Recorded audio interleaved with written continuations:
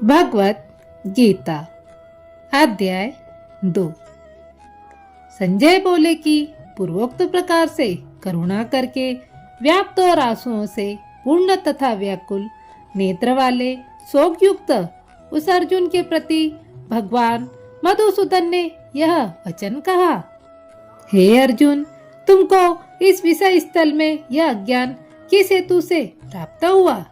क्योंकि यह न तो श्रेष्ठ पुरुषों से आचरण किया गया है, न स्वर्ग को देने वाला है, न कीर्ति को करने वाला है। इसलिए हे अर्जुन, नपुंसकता को मत प्राप्त हो, यह तेरे योग्य नहीं है। हे परंतप, तुच्छ हृदय की दुर्बलता को त्याग कर युद्ध के लिए खड़ा हो। तब अर्जुन बोले कि हे मधुसूदन, मैं रणभूमि में भीष्म पितामह और द्रोणाचार्य के प्रति किस प्रकार बाणों से युद्ध करूंगा? क्योंकि हे हरिसूदन, वे दोनों ही पूजनीय है। इसलिए इस महानुभाव गुरुजनों को न मारकर न इस लोक में भिक्षा का अन्न भी भोगना कल्याणकारक समझता हूँ। क्योंकि गुरुजनों को मारकर भी इस लोक में रुधिर से सने हुए अर्थ और काम रूप भोगों को ही भोगूंगा। और हम लोग यह भी नहीं जानते कि हमारे लिए क्या करना श्रेष्ठ है, अथवा यह भी नहीं जानते कि हम जीतेंगे या हमको वे जीतेंगे। जिनको मारकर हम जीना भी नहीं चाहते, वे ही धृष्टराज के पुत्र हमारे सामने खड़े हैं। इसलिए कायरता रूप दोष करके उपहत हुए स्वभाव वाला और धर्म के विषय में मोहित चित्त हुआ मैं आपसे पूछता हूँ, जो कुछ निश्चय किया हुआ कल्याणकारक साधन हो वह मेरे लिए कहिए। क्योंकि मैं आपका शिष्य हूँ, इसलिए आपके शरण हुए मेरे को भिक्षा दीजिए। क्योंकि भूमि में निष्कंटक धन धान्य संपन्न राज्य को और देवताओं के स्वामी पने को प्राप्त होकर भी मैं उस उपाय को नहीं देखता हूँ जो कि मेरी इंद्रियों के सुखाने वाले शोक को दूर कर सके। संजय बोले, हे राजन, निंद्रा को जीतने वाले अर्जुन अंतर्यामी श्री कृष्ण महाराज के प्रति इस प्रकार कहकर फिर श्री गोविंद भगवान से युद्ध नहीं करूंगा ऐसे स्पष्ट कहकर चुप हो गए। उसके उपरांत हे भरतवंशी धृष्टराज, अंतर्यामी श्री कृष्ण महाराज ने दोनों सेनाओं के बीच में उस शोकयुक्त अर्जुन को हंसते हुए यह वचन कहे। हे अर्जुन, तू शोक करने योग्य के लिए शोक करता है और पंडितों के वचनों को कहता है, परंतु पंडित जन जिनके प्राण चले गए हैं उनके लिए और जिनके प्राण नहीं गए हैं उनके लिए भी शोक करते हैं। क्योंकि आत्मा नित्य है, इसलिए शोक करना अयुक्त है। वास्तव में न तो ऐसा ही है कि मैं किसी काल में नहीं था अथवा ये राजलोक नहीं थे, न ऐसा ही है कि इससे आगे हम सब नहीं रहेंगे। किंतु जैसे जीवात्मा की इस देह में कुमार, युवा और वृद्धावस्था होती है, वैसे ही अन्य शरीर की प्राप्ति होती है। उस विषय में धीर पुरुष नहीं मोहित होता। अर्थात जैसे कुमार, युवा और जरा अवस्था रूप स्थूल शरीर का विकार अज्ञान से आत्मा में भासता है, वैसे ही एक शरीर से दूसरे शरीर को प्राप्त होना रूप सूक्ष्म शरीर का विकार भी अज्ञान से ही आत्मा में भासता है। इसलिए तत्वों को जानने वाला धीर पुरुष इस विषय में नहीं मोहित होता। हे कुंती पुत्र, सर्दी, गर्मी और सुख दुख को देने वाले इंद्रिय और विषयों के संयोग तो क्षणभंगुर और अनित्य हैं। इसलिए हे भरतवंशी अर्जुन, उनको तू सहन कर।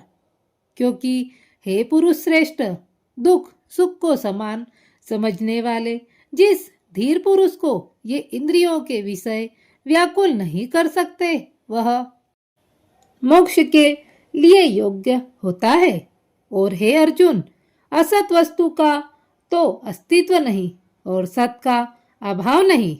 इस प्रकार इन दोनों का ही तत्वज्ञानी पुरुषों द्वारा देखा गया है। इस न्याय के अनुसार नाश रहित तो उसको जान कि जिससे यह संपूर्ण जगत व्याप्त है, क्योंकि इस अविनाशी का विनाश करने को कोई भी समर्थ नहीं है। और इस नाश रहित अप्रेम नित्य स्वरूप जीवात्मा ये सब शरीर नाशवान कहे गए हैं। इसलिए हे भरतवंशी अर्जुन, तू युद्ध कर। जो इस आत्मा को मारने वाला समझता है तथा जो इसको मरा मानता है, वे दोनों ही नहीं जानते हैं, क्योंकि यह आत्मा न मारता है और न मारा जाता है। यह आत्मा किसी काल में भी न जन्मता है और न मरता है, अथवा यह आत्मा हो करके भी फिर होने वाला है, क्योंकि यह अजन्मा नित्य शाश्वत और पुरातन है। शरीर के नाश होने पर भी यह नाश नहीं होता। हे प्रतापुत्र अर्जुन, जो पुरुष इस आत्मा को नाश रहित नित्य अजन्मा और अव्यय जानता है, वह पुरुष कैसे किसको मरवाता है और कैसे किसको मारता है। और यदि तू कहे कि मैं तो शरीर के वियोग का शोक करता हूँ, तो यह भी उचित नहीं है, क्योंकि जैसे मनुष्य पुराने वस्त्रों को त्याग कर दूसरे नए वस्त्रों को ग्रहण करता है, वैसे ही जीवात्मा पुराने शरीर को त्याग कर दूसरे नए शरीर को प्राप्त होता है। हे अर्जुन, इस आत्मा को शस्त्र आदि काट नहीं सकते और इसको आग जला नहीं सकती, क्योंकि जल गीला नहीं कर सकते और वायु नहीं सुखा सकती, क्योंकि यह आत्मा अच्छेद है। यह आत्मा अधाम, अकेल और अशोय तथा यह आत्मा निसंदेह नित्य सर्वव्यापक अचल स्थिर रहने वाला सनातन है। यह आत्मा अव्यक्त अर्थात इंद्रियों का अविषयक और यह आत्मा अचित्य है अर्थात मन का अविषय और यह आत्मा विकार रहित अर्थात न बदलने वाला कहा गया है। इससे हे अर्जुन, इस आत्मा को ऐसा जानकर तू शोक करने योग्य नहीं है, अर्थात तुझे शोक करना उचित नहीं।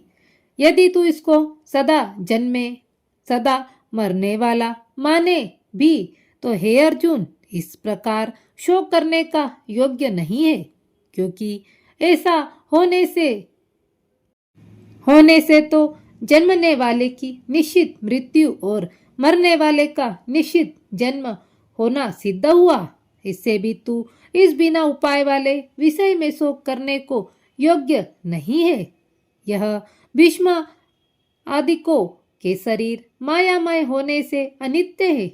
इससे शरीर के लिए भी शोक करना उचित नहीं, क्योंकि हे अर्जुन, संपूर्ण प्राणी जन्म से पहले बिना शरीर वाले और मरने के बाद भी बिना शरीर वाले ही हैं।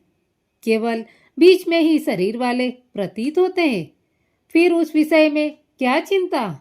हे अर्जुन, यह आत्म तत्व बड़ा गहन है, इसलिए कोई महापुरुष ही इस आत्मा को आश्चर्य की जो देखता है, और वैसे ही दूसरा कोई महापुरुष ही आश्चर्य की जो इसके तत्व को कहता है, और दूसरा कोई ही इस आत्मा को आश्चर्य जो सुनता है, और कोई सुन कर भी इस आत्मा को नहीं जानता।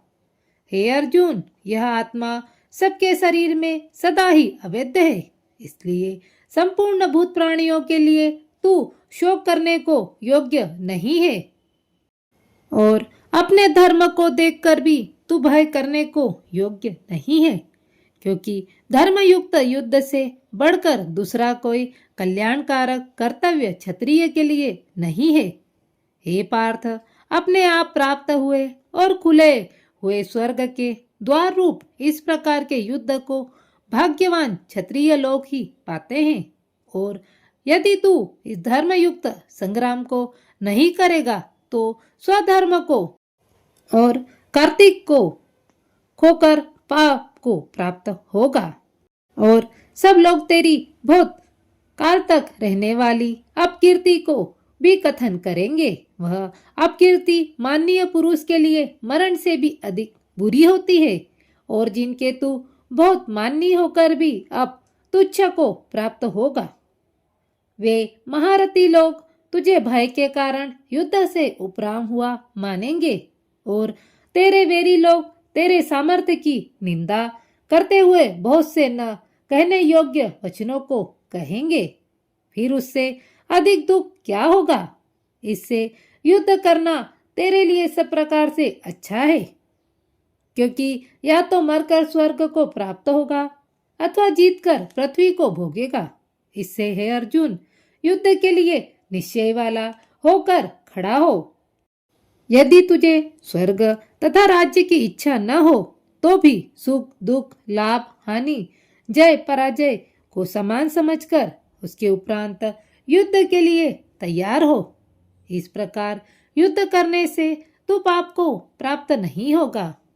हे पार्थ, यह बुद्धि तेरे लिए ज्ञान योग्य विषय में कही गई और इसी को अब निष्काम कर्म योग के विषय में सुन। जिस बुद्धि से युक्त हुआ कर्मों के बंधन को अच्छी तरह से नाश करेगा। इस निष्काम कर्म योग में आरंभ का अर्थात बीज का नाश नहीं है और उल्टा फलस्वरूप दोष भी नहीं होता है। इसलिए इस निष्काम कर्म योग रूप धर्म का थोड़ा भी साधन जन्म मृत्यु रूप महान भय से उद्धार कर देता है। हे अर्जुन, इस कल्याण मार्ग में निश्चयात्मक बुद्धि एक ही है और अज्ञानी सकामी पुरुषों की बुद्धियां बहुत भेदों वाली अनंत होती है। हे अर्जुन, जो सकामी पुरुष केवल फलश्रुति में प्रीति रखने वाले, स्वर्ग को ही परम श्रेष्ठ मानने वाले, इससे बढ़कर और कुछ नहीं है, इसे कहने वाले हैं। वे अविवेक की जन स्वरूप कर्म फल को देने वाली और भोग तथा ऐश्वर्य की प्राप्ति के लिए बहुत सी क्रियाओं के विस्तार वाली इस प्रकार की जिस दिखाओ शोभायुक्त वाणी को कहते हैं, उस वाणी द्वारा हरे हुए चित्त वाले तथा भोग और ऐश्वर्य में आसक्ति वाले उन पुरुषों के अंतकरण में निश्चयात्मक बुद्धि नहीं होती। हे अर्जुन, सब वेद तीनों गुणों के कार्य रूप संसार को विषय करने वाले अर्थात प्रकाश करने वाले हैं। इसलिए तू असंसारी अर्थात निष्कामी और सुख दुख आदि द्वंद्व से रहित नित्य वस्तु में स्थित तथा योग क्षेम को न चाहने वाला और आत्मपरायण हो, क्योंकि मनुष्य का सब ओर से परिपूर्ण जलाशय के प्राप्त होने पर छोटे जलाशय में जितना प्रयोजन रहता है, अच्छी प्रकार ब्रह्म को जानने वाले ब्राह्मण का भी सब वेदों में उतना ही प्रयोजन रहता है। अर्थात जैसे बड़े जलाशय के प्राप्त होने जाने पर जल के लिए छोटे जलाशयों की आवश्यकता नहीं रहती, वैसे ही ब्रह्मानंद की प्राप्ति होने पर भी आनंद के लिए वेदों की आवश्यकता नहीं रहती। इससे तेरा कर्म करने मात्र में ही अधिकार होवे, फल में भी कभी नहीं, और तू कर्मों के फल की वासना वाला भी मत हो तथा तेरी कर्म न करने में भी प्रीति न होवे। हे धनंजय, आसक्ति को त्याग कर तथा सिद्धि और असिद्धि में समान बुद्धि वाला होकर योग में स्थित हुआ कर्मों को कर। यह संवत भाव ही योग नाम से कहा जाता है। इस समस्वरूप बुद्धि योग से सकाम कर्म अत्यंत तुच्छ है। इसलिए हे धनंजय, संवत बुद्धि योग का आश्रय ग्रहण, क्योंकि फल की वासना वाले अत्यंत दीन है। संवत बुद्धि युक्त पुरुष पुण्य पाप दोनों को इस लोक में ही त्याग देता है, अर्थात उनसे लिपायमान नहीं होता। इससे संवत बुद्धि योग के लिए चेष्टा कर। यह संवत बुद्धि रूप योग ही कर्मों में चतुरता है, अर्थात कर्म बंधन से छूटने का उपाय है। क्योंकि बुद्धि योग युक्त ज्ञानी जन कर्मों से उत्पन्न होने वाले फल को त्याग कर जन्म रूप बंधन से छूटे हुए निर्दोष अर्थात अमृतमय परम पद को प्राप्त होते हैं। हे अर्जुन, जिस काल में तेरी बुद्धि मोह रूप दलदल को बिल्कुल तर जाएगी, तब तू सुनने योग्य और सुने हुए के वैराग्य को प्राप्त होगा। जब तेरी अनेक प्रकार के सिद्धांतों को सुनने से विचलित हुई बुद्धि परमात्मा के स्वरूप में अचल और स्थिर ठहर जाएगी, तब तू संवत रूप योग को प्राप्त होगा।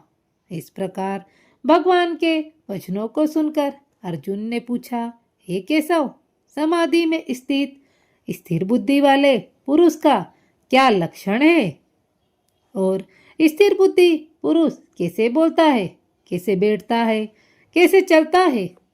उसके उपरांत श्री कृष्ण महाराज बोले, हे अर्जुन, जिस काल में यह पुरुष मन में स्थित संपूर्ण कामनाओं को त्याग देता है, उस काल में आत्मा से ही आत्मा में संतुष्ट हुआ स्थिर बुद्धि वाला कहा जाता है तथा दुखों की प्राप्ति में उद्वेग रहित है मन जिसका और सुखों की प्राप्ति में दूर हो गई है। संप्रह जिसकी तथा नष्ट हो गए राग भय और क्रोध जिसके, ऐसे मुनि स्थिर बुद्धि कहा जाता है। जो पुरुष सर्वत्र स्नेह रहित हुआ उन शुभ तथा अशुभ वस्तुओं को प्राप्त होकर न प्रसन्न होता है और न द्वेष करता है, उसकी बुद्धि स्थिर है। और कछुआ अपने अंगों को जैसे समेट लेता है, वैसे ही यह पुरुष जब सब ओर से अपनी इंद्रियों को इंद्रियों के विषयों से समेट लेता है, तब उसकी बुद्धि स्थिर होती है। यद्यपि इंद्रियों के द्वारा विषयों को न ग्रहण करने वाले पुरुष के भी केवल विषय तो निवृत्त हो जाते हैं, परंतु राग नहीं निवृत्त होता। और इस पुरुष का तो राग भी परमात्मा को साक्षात करके निवृत्त हो जाता है। और हे अर्जुन, जिससे कि यत्न करते हुए बुद्धिमान पुरुष के भी मन को यह प्रमंथन स्वभाव वाली इंद्रियां बलात् हर लेती है। इसलिए मनुष्य को चाहिए कि उन संपूर्ण इंद्रियों को वश में करके समाहित चित्त हुआ मेरे परायण स्थित होवे। क्योंकि जिस पुरुष के इंद्रियों में वश में होती है, उसकी ही बुद्धि स्थिर होती है। हे अर्जुन, मन सहित इंद्रियों को वश में करके मेरे परायण न होने से मन के द्वारा विषयों का चिंतन होता है और विषयों को चिंतन करने वाले पुरुष की उन विषयों में आसक्ति हो जाती है और आसक्ति से उन विषयों की कामना उत्पन्न होती है और कामना में विघ्न पड़ने से कोई क्रोध उत्पन्न होता है। क्रोध से अविवेक अर्थात मूढ़ भाव उत्पन्न होता है और अविवेक से स्मरण शक्ति भ्रमित हो जाती है और स्मृति के भ्रमित हो जाने से बुद्धि अर्थात ज्ञान शक्ति का नाश हो जाता है और बुद्धि के नाश होने से यह पुरुष अपने श्रेय साधन से गिर जाता है। परंतु स्वाधीन अंतकरण वाला पुरुष राग द्वेष से रहित अपने वश में की हुई इंद्रियों द्वारा विषयों को भोगता हुआ अंतःकरण की प्रसन्नता अर्थात स्वच्छता को प्राप्त होता है। उस निर्मलता के होने पर इसके संपूर्ण दुखों का अभाव हो जाता है और उस प्रसन्न चित्त वाले पुरुष की बुद्धि शीघ्र ही अच्छी प्रकार स्थिर हो जाती है। हे अर्जुन, साधन रहित पुरुष के अंतःकरण में श्रेष्ठ बुद्धि नहीं होती और उस अयुक्त के अंतःकरण में आसक्ति भाव भी नहीं होता और बिना आसक्ति भाव वाले पुरुष को शांति भी नहीं होती। फिर शांति रहित पुरुष को सुख कैसे हो सकता है? क्योंकि जल में वायु नाव को जैसे हर लेता है, वैसे ही विषयों में विचरती हुई इंद्रियों के बीच में जिस इंद्रिय के साथ मन रहता है, वह एक ही इंद्रिय इस अयुक्त पुरुष की बुद्धि को हरण कर लेती है। वह एक ही इंद्रिय इस अयुक्त पुरुष की बुद्धि को हरण कर लेती है। इससे हे महाभाव, जिस पुरुष की इंद्रियां सब प्रकार इंद्रियों के विषय से वश में की हुई होती है, उसकी बुद्धि स्थिर होती है। और हे अर्जुन, संपूर्ण भूत प्राणियों के लिए जो रात्रि है, उस नित्य शुद्ध बोध स्वरूप परमानंद में भगवत को प्राप्त हुआ योगी पुरुष जागता है। और जिस नासवान क्षरभंगुर सांसारिक सुख में सब भूत प्राणी जागते हैं, तत्वों को जानने वाले मुनि के लिए वह रात्रि है। जैसे सब ओर से परिपूर्ण अचल प्रतिष्ठा वाले समुद्र के प्रति नाना नदियों के जल और उसको चलायमान न करते हुए ही समा जाते हैं, वैसे ही जिस स्थिर बुद्धि पुरुष के प्रति संपूर्ण भोग किसी प्रकार का विकार उत्पन्न किए बिना ही समा जाते हैं, वह पुरुष परम शांति को प्राप्त होता है, न कि भोगों को चाहने वाला। क्योंकि जो पुरुष संपूर्ण कामनाओं को त्याग कर ममता रहित और अहंकार रहित स्पृहा रहित हुआ बरतता है, शांति को प्राप्त होता है। हे अर्जुन, यह ब्रह्मा को प्राप्त हुए पुरुष की स्थिति है। इसको प्राप्त होकर योगी कभी मोहित नहीं होता और अनंत काल में भी इस निष्ठा में स्थित होकर ब्रह्म आनंद को प्राप्त हो जाता है। दूसरे अध्याय का महत्व। श्री भगवान कहते हैं, लक्ष्मी, प्रथम अध्याय के महत्व का उत्तम व्याख्यान मैंने तुम्हें सुना दिया। अब अन्य अध्यायों के महत्व को श्रवण करो। दक्षिण दिशा में वेदवेत्ता ब्राह्मणों के पुरंदर नामक नगर में श्रीमान देवशर्मा नामक एक विद्वान ब्राह्मण रहते थे। वे अतिथियों के पूजक, स्वाध्यायशील, वेद शास्त्रों के विशेषज्ञ, यज्ञों का अनुष्ठान करने वाले और तपस्वियों के सदा प्रिय थे। क्योंकि उत्तम द्रव्यों के द्वारा अग्नि में हवन करके दीर्घ काल तक देवताओं को तृप्त किया, किंतु उन धर्मात्मा ब्राह्मणों को कभी सदा रहने वाली शांति न मिली। वे तपस्वियों के सदा प्रिय थे। वे परम कल्याणमय तत्व का ज्ञान प्राप्त करने की इच्छा से प्रतिदिन प्रचुर सामग्रियों के द्वारा सत्य संकल्प वाले तपस्वियों की सेवा करने लगे। इस प्रकार शुभ आचरण करते हुए उन्हें बहुत समय बीत गया। तदंतर एक दिन पृथ्वी पर उनके समक्ष एक त्यागी महात्मा प्रकट हुए। वे पूर्ण अनुभवी, नासिका के अग्रभाग पर दृष्टि रखने वाले तथा शांत चित्त थे। निरंतर परमात्मा के चिंतन में मग्न हो वे सदा आनंद विभोर रहते थे। देवशर्मा ने उन नित्य संतुष्ट तपस्वी को शुद्ध भाव से प्रणाम किया और पूछा, महात्मन, मुझे शांतिमयी स्थिति कैसे प्राप्त होगी? तब उन आत्मज्ञानी संत ने देवशर्मा को सोपुर ग्राम के निवासी मित्रवान का, जो बकरियों का चरवाहा था, परिचय दिया और कहा, वही तुम्हें उपदेश देगा। यह सुनकर देवशर्मा ने महात्मा के चरणों की वंदना की और समृद्धशाली सोपुर ग्राम में पहुंचकर उसके उत्तर भाग में एक विशाल वन देखा। उसी वन में नदी के किनारे एक शिला पर मित्रवान बैठा था। उसके नेत्र आनंद तीर्थ से कसे निश्चल हो रहे थे। वह अपलक दृष्टि से देख रहा था।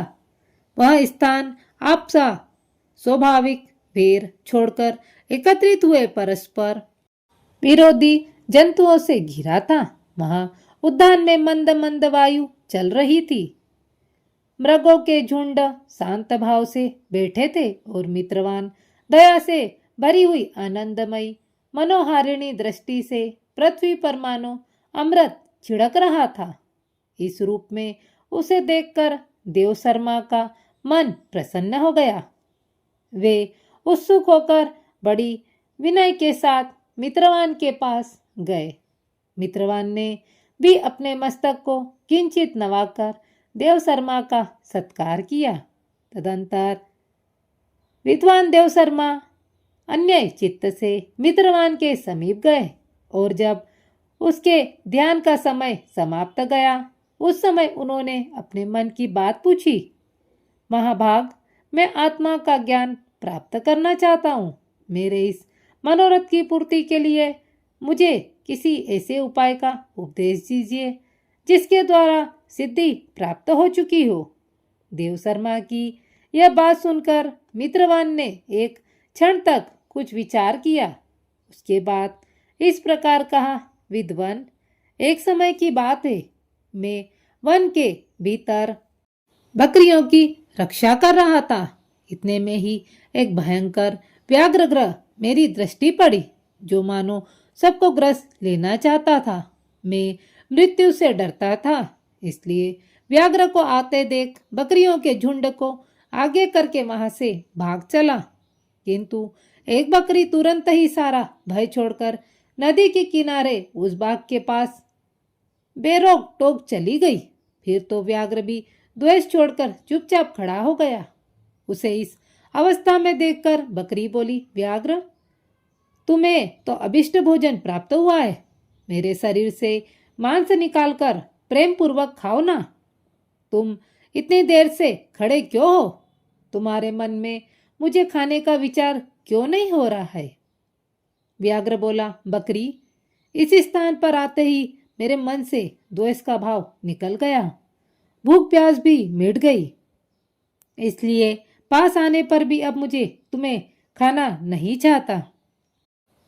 व्याघ्र के यो कहने पर बकरी बोली, न जाने मैं कैसे निर्भय हो गई हूँ। इसमें क्या कारण हो सकता है? यदि तुम जानते हो तो बताओ।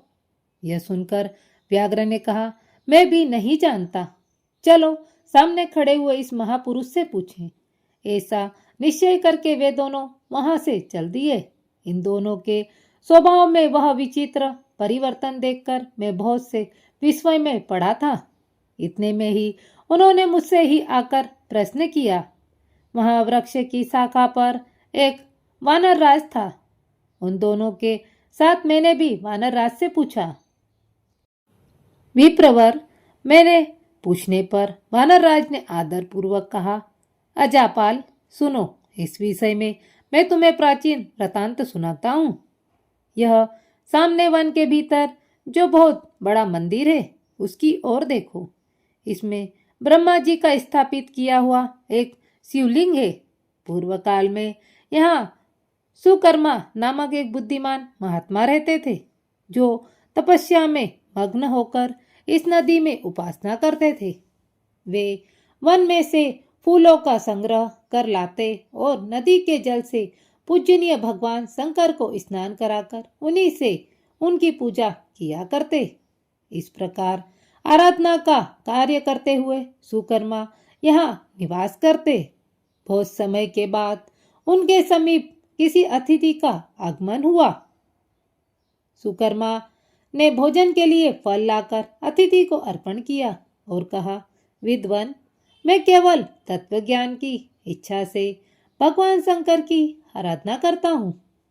आज इस आराधना का फल परिपक्व होकर मुझे मिल गया, क्योंकि इस समय आप जैसे महापुरुष ने मुझ पर अनुग्रह किया है।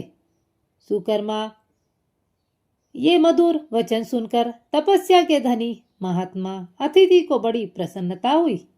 उन्होंने एक शिलाखंड पर गीता का दूसरे अध्याय लिख दिया और ब्राह्मण को उसके पाठ एवं अभ्यास के लिए आज्ञा देते हुए कहा, ब्राह्मण, इससे तुम्हारा आत्मज्ञान संबंधी मनोरथ अपने आप सफल हो जाएगा। यूं कहकर वे बुद्धिमान तपस्वी सुकर्मा के सामने ही उनके देखते देखते अंतर ध्यान हो गया। सुकर्मा विस्मित होकर उनके आदेश के अनुसार निरंतर गीता जी के द्वितीय अध्याय का पाठ करने लगे।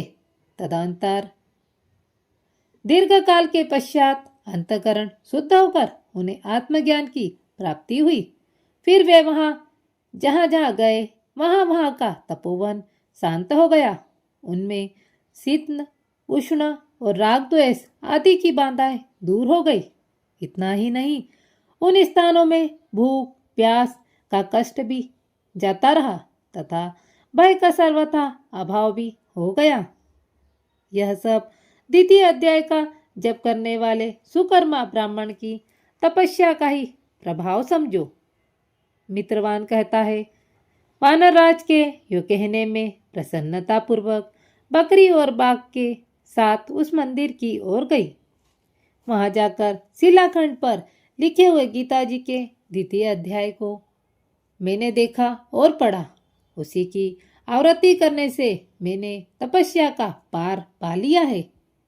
अतः भद्र पुरुष, तुम भी सदा द्वितीय अध्याय की आवृत्ति किया करो। ऐसा करने पर मुक्ति तुमसे दूर नहीं रहेगी। श्री भगवान कहते हैं, प्रिय मित्रवान के इस प्रकार आदेश देने पर देव शर्मा ने उनका पूजन किया और उसे प्रणाम करके पूर्व नंदन राह ली। वहां किसी देवालय में पूर्वोक्त आत्मज्ञानी महात्मा को पाकर उन्होंने यह सारा वृतांत निवेदन किया और सब पहले उन्हीं से द्वितीय अध्याय को पढ़ने लगे। उनसे उपदेश पाकर शुद्ध अंतकरण वाले सुकर्मा प्रतिदिन बड़ी श्रद्धा के साथ द्वितीय अध्याय का पाठ करने लगे। तब से उन्होंने अनवद्य प्रसन्नता के योग्य परम पद को प्राप्त कर लिया। लक्ष्मी, यह द्वितीय अध्याय का व्याख्यान है जो मैंने कहा और तुमने श्रवण किया है।